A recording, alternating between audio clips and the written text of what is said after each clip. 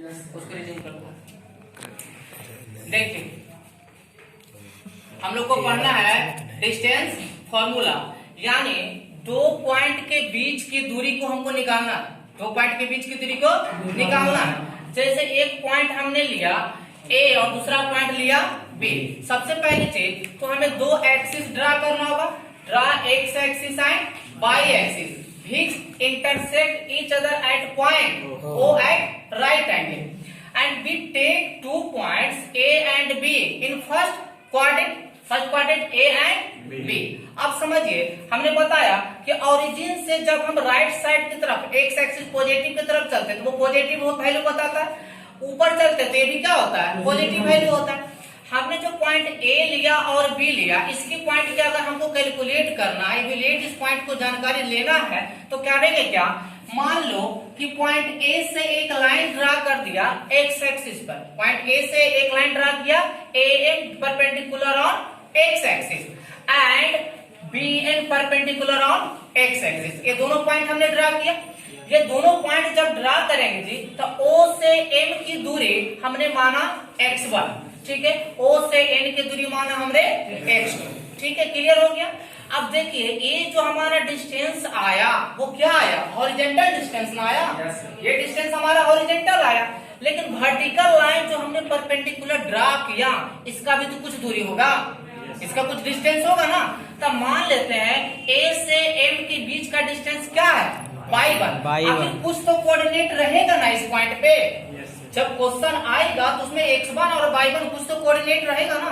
तो जो अगर ये वर्टिकल लाइन पे हम एक्सिस बनाना चाहते हैं, डिस्टेंस लेंगे तो वो वर्टिकल लाइन क्या होगा, y एक्सिस ही होगा, y कोऑर्डिनेट ही होगा ना जी।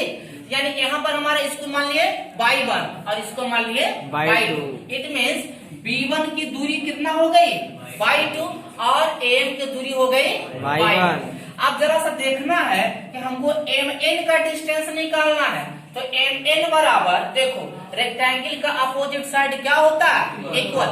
तो mn बराबर ap, तो mn बराबर ap, mn बराबर ap बराबर mn बराबर क्या लिख सकते हैं on minus om।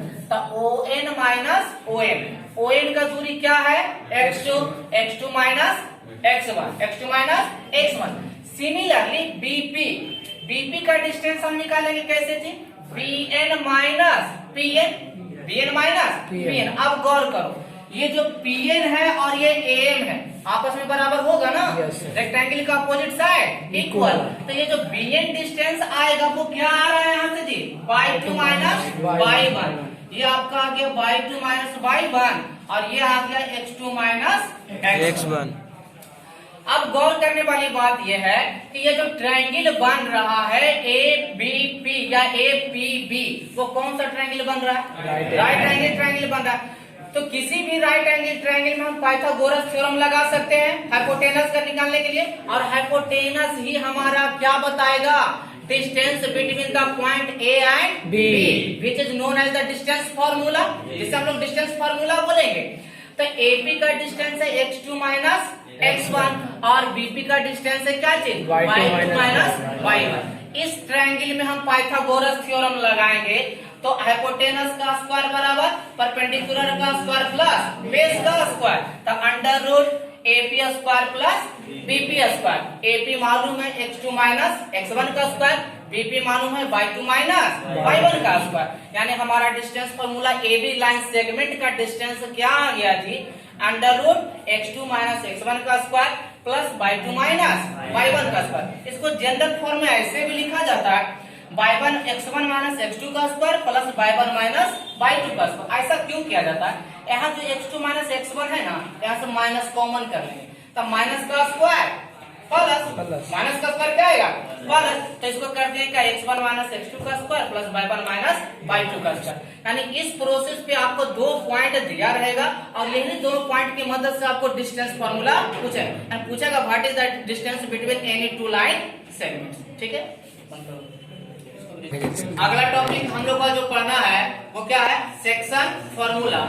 Section formula में क्या है, यहाँ पर ये समझना जरूरी होगा कि अगर कोई लाइन सेगमेंट है AB, ठीक है, उस लाइन सेगमेंट पर कोई थर्ड पॉइंट है P और ये third point A B line segment को m रेशियो n के रूप में डिवाइड करता है। ठीक है, ये रेशियो के रूप में कोई भी नंबर हो सकता है। ठीक है ना, m रेशियो n के रूप में डिवाइड करता है। Then find what is the coordinate of point P, यानी m रेशियो n के रूप में जब डिवाइड करेगा तब आपको ये पता करना है कि पॉइंट P का कोऑर्डिनेट क्या होगा, है ना जी। तब पॉइंट P का कोऑर्डिनेट निकालने के लिए हम क्या करेंगे, draw two axis x axis and y axis, take 3 points A, P and B on first quadrant of x and y axis. Suppose if the value of x axis क्या होता है, x कोऑर्डिनेट, y वैल्यू क्या होता है, y coordinate. Draw AM perpendicular on x axis, PQ perpendicular on x axis और BN perpendicular on x axis. Also AH perpendicular on PQ and PI perpendicular on BN. Therefore, the coordinate of A, P and B, we have got x1 y1, A का coordinate आ गया, B का coordinate x2 y2 और P का coordinate x y, क्योंकि distance हमने इस प्रकार से माना है। ऐसा करने के बाद अब जरा सा गौर करना यह है कि जब AH और PI परपेंडिकुलर है तो कह सकते हैं PI और AH क्या होगा, पैरेलल होगा। जब दो लाइन परपेंडिकुलर रहेगा तो दोनों का बीच का डिस्टेंस हर जगह क्या होगा, इक्वल होगा। मान लो ये दोनों पेन अगर परपेंडिकुलर है किसी लाइन पे तो ये दोनों के बीच का डिस्टेंस इक्वल होगा। इक्वल होगा तो ये दोनों लाइन हम पैरेलल बोल सकते हैं ना। जब ये लाइन पैरेलल हो गया तो APB एक ट्रांसवर्सल का काम करेगा, ठीक है। जब ये ट्रांसवर्सल का काम करेगा तो हम लोग पढ़ चुके हैं पैरेलल लाइन थ्योरम में कि जब दो लाइन पैरेलल होता है और उसको ट्रांसवर्सल इंटरसेक्ट करती है तो कॉरस्पॉन्डिंग एंगल क्या होता है, इक्वल होता है।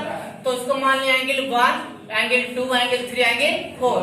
तो यहाँ एंगल 1 और एंगल 3 क्या हो रहा है, इक्वल होगा कॉरस्पॉन्डिंग एंगल से।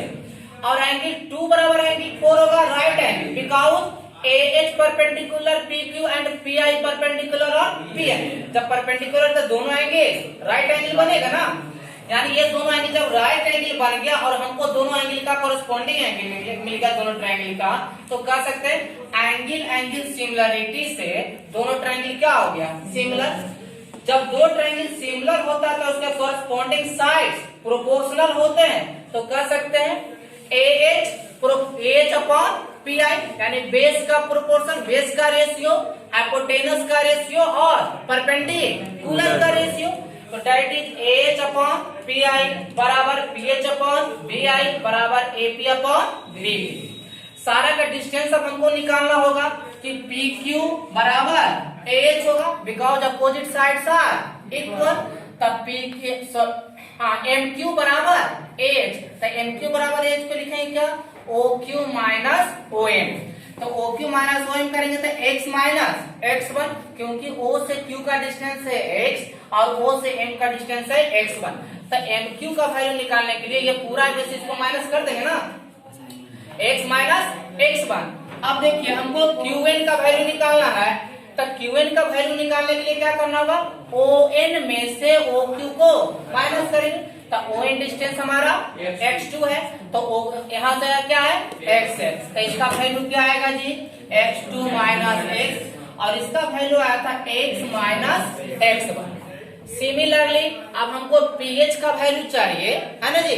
PH के वैल्यू के लिए हम PQ में से HQ घटा देते हैं और ये AM और HQ आपस में क्या होंगे, इक्वल होंगे, तो ये y1 होगा। तो यहाँ का डिस्टेंस हमको क्या निकलेगा जी, PQ का में से अगर AH माइनस करते हैं तो PQ तुम्हारा y है और ये क्या है, y1 है। तो यहाँ क्या आ जाएगा जी, y माइनस y1। अब हमको चाहिए BQ का डिस्टेंस, तो BQ के लिए BN माइनस NI, और NI और PQ आपस में इक्वल होंगे, यानी इसका डिस्टेंस क्या आ जाएगा जी, y2 माइनस y। ठीक है, इतना करने के बाद और साथ में AP का डिस्टेंस क्या है, M, क्योंकि AP बटा PB बराबर M रेशियो N है। है ना दिया हुआ। अब हम चलेंगे इक्वेशन फर्स्ट से।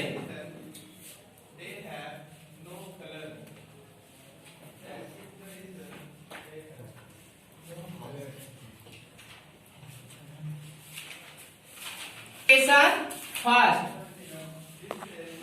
From equation first AH upon PI,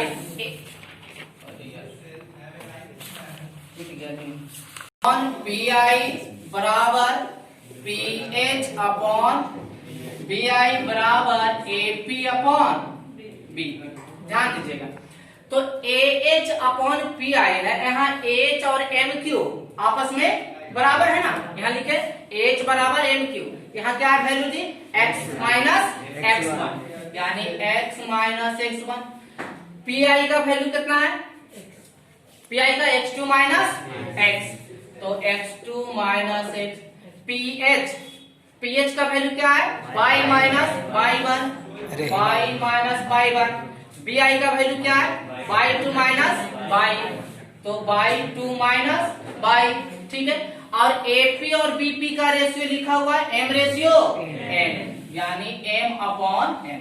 अब देखिए जरा सा, ये इसके बराबर और ये इसके बराबर, दोनों एक दूसरे के बराबर है ना जी, तो लिख सकते हैं क्या x माइनस x1 बटा x2 minus x is equal to m बटा n।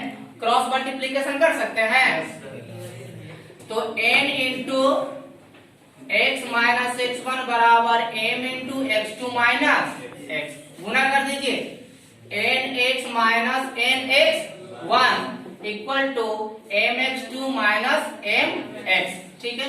इसको इधर कर दीजिए और इसको उधर कर दीजिए, इसको इधर लाएंगे जी तो nx प्लस mx होगा, यहाँ mx2 और प्लस nx1, यहाँ x कॉमन हो रहा है, ठीक है। तो x कॉमन करेंगे तो m plus n equal to mx2 plus nx1 और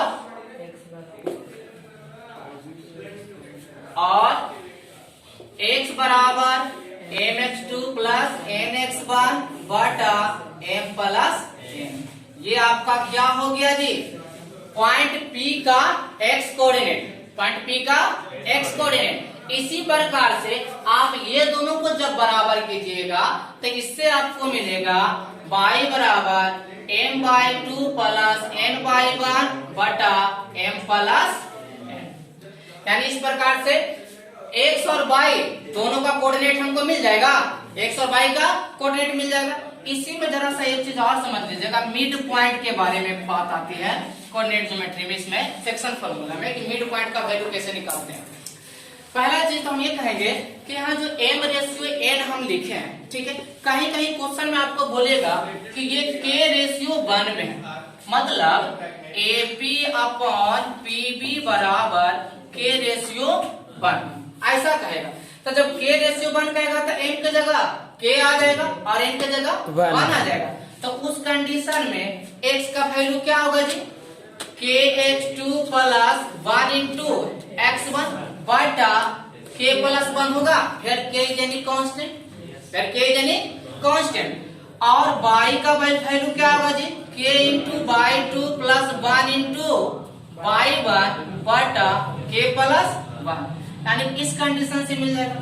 लेकिन अगर आपसे क्वेश्चन कहे कि P is the mid point, P is the mid point, यानी इफ P इज ए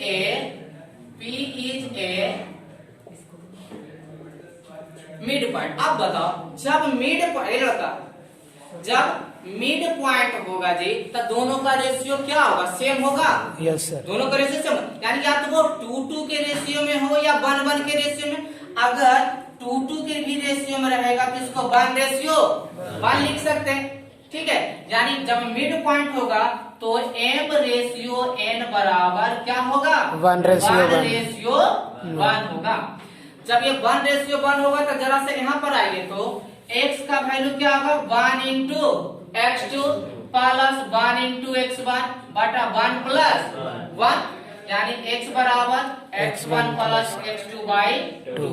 ये क्या बताएगा, मिड पॉइंट है ना, mid point of line segment A B. उसी प्रकार से y बराबर क्या होगा जी, y1 प्लस y2 बाई 2। बस इतना ही फॉर्मूला आपको है, डिस्टेंस फॉर्मूला, सेक्शन फॉर्मूला। ये दोनों फॉर्मूला से आपको सारे चैप्टर का क्वेश्चन बनेगा। ठीक है, area of triangle this one पढ़ना ही नहीं है।